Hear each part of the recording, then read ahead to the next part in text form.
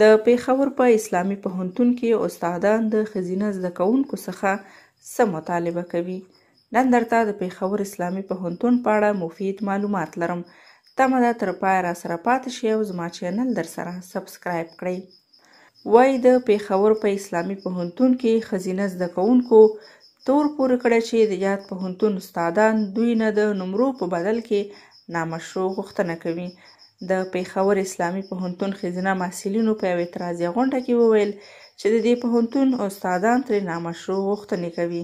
د دې پوهنتون ښځینه زده کوونکو د پوهنتون مخې ته د اعتراض په توګه لاریون وکړ او تور یې پورې کړ چې د تحقیقي مقالو او د پارچو د کتلو پر مهال د پوهنتون استادان له دوی نه نامشروع غوښتنې لري.